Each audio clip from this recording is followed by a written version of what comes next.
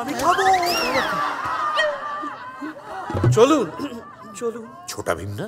রান্নাঘরে ডাল পুড়ে যাচ্ছে। কিন্তু বউয়ের অপমান মানে তো আমার অপমান, মানে আমাদের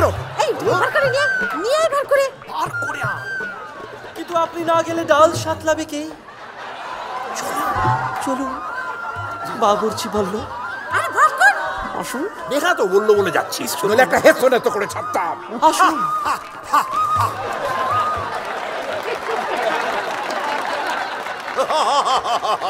রাজসভায় হাজির বীর কিচক। ওরে দুরাচারী,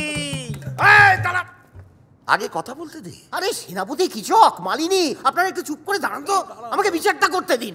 ল অ্যান্ড অর্ডার নিজেদের হাতে তুলে নেবেন না। Order order. সেটাই বলছি, তোমরা না মহারাজের কথাটা শোনো প্লিজ। আই চুপ কর তো। সতী নারীর গায়ে হাত দিলেই ফাঁসি।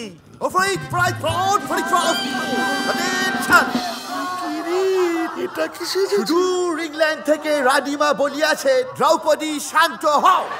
এই আদেশ অমান্য করিলে তোমাকে নীল চাষ করিতে হইবে। এই চুপ কর তো।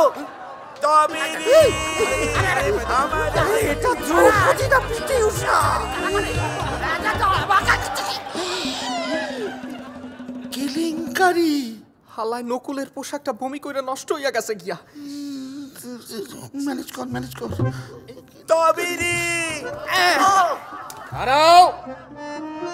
দেখতাছো কথা কইতাছি, রাজা মশাইরে বিচার করতে দিতেছো না কেন? কিচক আমার অপমান করেছে, আমার ওরই রক্ত চাই। রক্ত তো আর আখের রস না যে চাইলেই সিপা বের করা দিব। আমি হইলাম সম্রাট আকবর, আমার হুকুম সুটা সুটি। Stop stop. রাজা মশাই কি কইছে শুনবা? শুনবা। ফের যেন আমারে কবর থেকে উঠে আসতে না হয়। মিউজিক।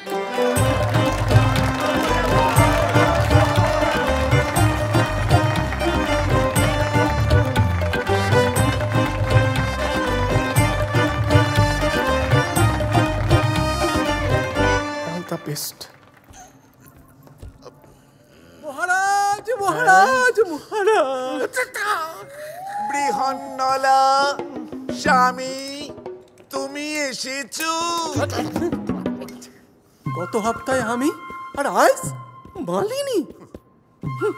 এমনি করে কেমনে চলবে মহারাজ? এই দুরাচারী পাপাচারী পাপিষ্ট কৃষকের জন্য শুকনো ডাঙায় জ্যান্ত মাছের মতন ছটফট করতেছি আমরা। কেন মহাভারত লিখলা? তোমাদের বিরাট রাজা আজ নিরুপায়। এ বিরাট রাজ্য আজ আমার বীরত্বেই চলছে, তাই আমার মতো বীরের কখনো কোনো পাপ হতে পারে না।